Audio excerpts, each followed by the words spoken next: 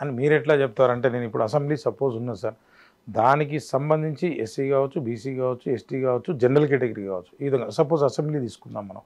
ఈ అసెంబ్లీలో ఏదైతే ఉందో దానికి సంబంధించినటువంటి రిజర్వేషన్లు ఆల్రెడీ ఉన్నాయి, కొత్తగా ఏం కావాలనేది నాకు అర్థం కాలేదు. అంటే కొత్తగా అంటే రిజర్వేషన్స్ కూడా మీరు ఇచ్చినయం కాదు, అగ్రవర్ణాలు ఇచ్చినయం కాదు.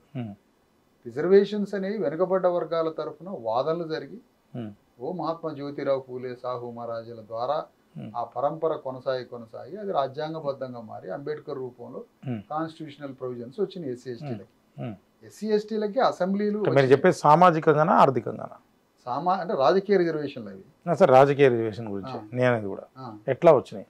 అదే రాజకీయ రిజర్వేషన్లు అంబేద్కర్ తీసుకొచ్చినటువంటి సపరేట్ ఎలక్టోరల్స్ రిఫార్మ్స్, అది పూనా ఉడంబడిక ద్వారా వచ్చినాయి. వాస్తవానికి ఆయన కోరుకున్న అసెంబ్లీలు కూడా ఇట్లాగంటే కాదు, పార్లమెంట్ అది 2 ఓట్లు ఉంటాయి. ఒక ఓటేమో జనరల్ దానికి వేయాల, ఒక ఓటేమో ఎస్సీ అభ్యర్థికి వేసుకుంటే తమ ఎన్నుకున్న ఎస్సీ అభ్యర్థి అసెంబ్లీలోకి పోతే ఆ ఎస్సీ వర్గాన్ని గురించి, ఆ ఎస్టీ వర్గం గురించి మాట్లాడతాడు. జనరల్ అభ్యర్థి జనరల్ గా నియోజకవర్గంలో పరిపాలిస్తాడు. ప్రత్యేకంగా వెనుకబడ్డ వర్గాల నుంచి ఒక ప్రతినిధి అదే అసెంబ్లీకి పోతాడు.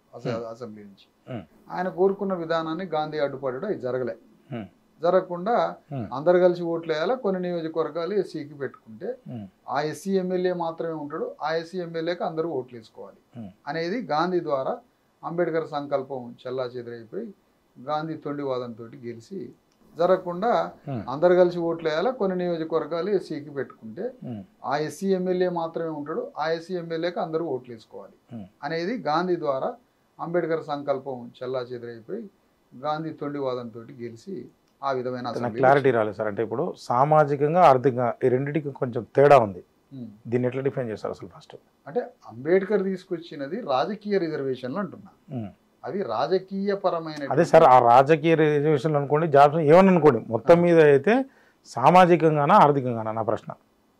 అవి రాజకీయ పరమైన రిజర్వేషన్. సార్, రాజకీయ పరమైనటువంటి రిజర్వేషన్లే.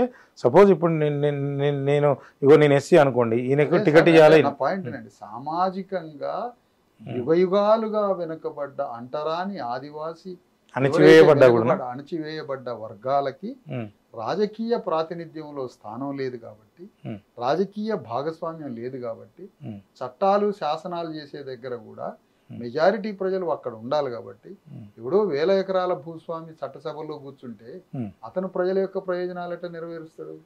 అణగారిన వర్గాల తరఫున కూడా ప్రతినిధులు చట్టసభల్లో ఉండాలనేది ప్రజాస్వామ్య వాదన కదా. కాబట్టి ఈ అణగారిన వర్గాలకి ప్రత్యేక నియోజకవర్గాలని తయారు చేసిండు అంబేద్కర్. ప్రత్యేక నియోజకవర్గాలు తయారు చేసిన ప్రత్యేక నియోజకవర్గాల నుంచి అభ్యర్థులు అసెంబ్లీలోకి పోయారు, ఎస్సీల నుంచి ఎస్టీల నుంచి పోయారు. కానీ వాస్తవంగా అంబేద్కర్ కోరింది అది కాదంటున్నా, గాంధీ వల్ల అది మారిపోయింది. పూనా ఉడంబడికలో అది మారిపోయింది. అప్పటిదాకా ఉన్న అసెంబ్లీ పార్లమెంట్లు ఎట్లా ఉండాలంటే 2 ఓట్లు ఉంటాయి, ఒకటి జనరల్ అభ్యర్థి, ఒకటి తమ వర్గ అభ్యర్థికి వేసుకోవడం. అది పోయింది అంటున్నా. పోవడం వల్ల ప్రయోజనాలు దెబ్బతిన్నాయి జనరల్ అసెంబ్లీ అనేది. తర్వాత బీసీలు ఉన్నారు, బీసీలకు ఆ రాజ్యాంగం ఎస్సీ ఎస్టీలకు వచ్చినట్టుగా రాజ్యాంగం రాలేదు. అందుకని ఏనా కూడా రాజ్యం ఇచ్చేటువంటి చట్టాలు కాకుండా అవి తాత్కాలిక ప్రయోజనాలు మాత్రమే. శాశ్వత విముక్తి ఈ మెజారిటీ వర్గాలంతా ఒక్కటై తమ చేతిలోకి రాజ్యాన్ని తీసుకోవడం. అంటే ఇప్పుడు దీనికి సంబంధించి పార్లమెంట్లో కూడా బిల్లు పెట్టాల్సిన అవసరం లేదు. గెలవాలి అంటే ఖచ్చితంగా అంటే జనరల్ కేటగిరీలో మీరు అందరూ పోటీ చేసి బీసీ కావచ్చు, ఎస్సీ కావచ్చు, ఎస్టీ కావచ్చు, కొట్లాడి నేనే ముఖ్యమంత్రి అయితే అయిపోతుంది అంటారు.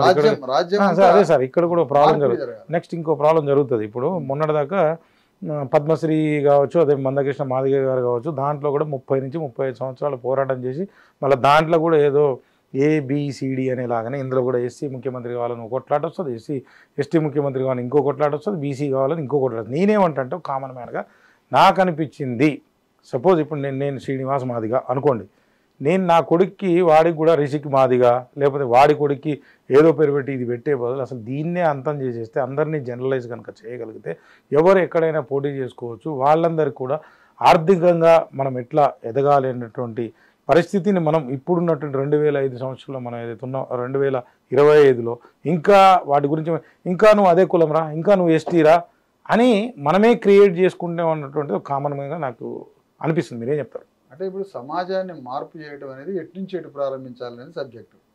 అణగారిన వర్గాలని తమ కులం గురించో, తమ పేదరికం గురించో, తమ ఐడెంటిటీ గురించో మాట్లాడుతుంటే నీలాంటి పెద్ద మనిషి ఒక ఆయన వచ్చి, చిన్న మనిషి పెద్ద మనిషి కామన్ మ్యాన్ అంటున్నారు, కానీ నేను పెద్ద మనిషి అంటున్నాను. ఈ ప్రోగ్రామ్ కామన్ మ్యానే కావచ్చు, కానీ మీరు పెద్ద మనిషి. కాబట్టి మీ పెద్ద మనుషులకు నేనేం చెప్తున్నానంటే, కింద వర్గాలంతా లేచి అడుగుతున్నారు, అయ్యా మేము పలానా మాదిగలం, పలానా వాళ్ళం, పలానా అణగారిన వర్గాలం అని కులం పేరు మీదనో అస్తిత్వమో ఐడెంటిఫికేషన్ అడుగుతున్నారు. మీలాంటి మనిషి వచ్చి ఈ కులాలు లేదు పాలు లేదు అన్ని సమస్య పోవాలని అంటాను. ఎస్, దీనికి సిద్ధమే. అది ఎప్పుడు స్టార్ట్ చేద్దాం? ఎవరైతే వర్గాల చేతిలో రాజ్యము, భూమి, సంపద, వనరులు సమస్తం 10% దగ్గర ఉన్నదో అది మొత్తం రిలీజ్ చేసి డిస్ట్రిబ్యూషన్ చేసిన తర్వాత అప్పుడు నిర్ణయం తీసుకున్నాం. కులం లేదు పాడు లేదు, అందరం ఒక్కటిగా బతుకుదాం. జరుగుతుంటారా? అదే మరి జరగక ముందే వీళ్ళ దగ్గరకు వచ్చి ఈ ప్రతిపాదనలు పెడితే వీళ్ళు ఎందుకు ఒప్పుకుంటారు? అసలు జరగదని నేను అంట, మీరు ఏం చెప్తారు? 100% జరుగుతుందని నేను అంట. రాజ్యము అధికారం చేతికి వచ్చినప్పుడు ఖచ్చితంగా ఇది ట్రాన్స్ఫార్మ్ అయ్యింది. అంటే ఏం చేస్తారు? ఇప్పుడు నా దగ్గర ఒక 20 ఎకరాలు ఉంటే మీరు గుంజుకుంటారా? గుంజుకోను.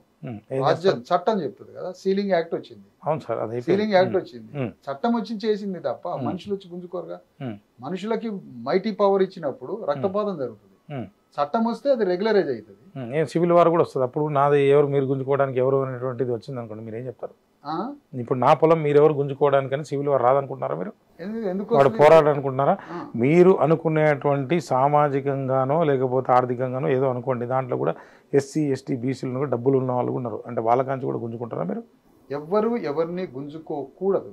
అందరం కలిసి ఉమ్మడిగా ఒక చట్టాన్ని తయారు చేసుకున్నాం, ఒక రాజ్యాంగాన్ని తయారు చేసుకున్నాం, ఒక పీనల్ కోడ్ తయారు చేసుకున్నాం. కాబట్టి అవి ప్రవేశిస్తాయి తప్ప ఎవరి బలవంతంగా ఎవరు ఉండదు. కాకపోతే నీ సిద్ధాంతంతో నువ్వు ఒక రాజ్యం తెచ్చుకో, నీ భావజాలంతో నీ భావజాలాన్ని ఫ్లోట్ చేసి ఆ భావజాలాన్ని బ్యాలెట్ బాక్స్ లాగా మార్చుకుంటే నీ రాజ్యం వస్తుంది. అంతే తప్ప ఇక్కడ భావజాలానికి అభిప్రాయానికి స్థానం ఉంటుంది ప్రజాస్వామ్యం. ఎవరి బలం మీద ఎవరు. అంబేద్కర్ సిద్ధాంతంలో ఎక్కడైనా వైలెంట్గా ఒక సింగిల్ వర్డ్ మాట్లాడినా ప్రపంచంలో భూగోళం మీద అత్యంత యుగయుగాలుగా దోపిడీకి గురై అణిచివేతకు గురైంది భారతదేశంలో ఉన్న శూద్ర వర్గం, అతిశూద్ర వర్గం. ఆ శూద్ర అతిశూద్ర ఆదివాసీ వర్గాల తరఫున ప్రాతినిధ్యం వహించిన అంబేద్కర్ వాక్యం ద్వారా రాజ్యాంగం రాసి, రాజ్యాంగం ద్వారా ప్రజాస్వామ్యంగా శాంతియుతంగా బ్యాలెట్ బాక్స్తో రాజ్యానికి రమ్మనడా, ద్వేషంతో ఎక్కడైనా అగ్రవర్ణాల మీదికి వైలెంట్గా బొమ్మన్న మాట ఎక్కడైనా అంబేద్కర్ బోధనలో రచనలో కనపడిందా? సోవియట్ రష్యాలో బయట దేశాల్లో హింస ఒక విధానంగా మారింది.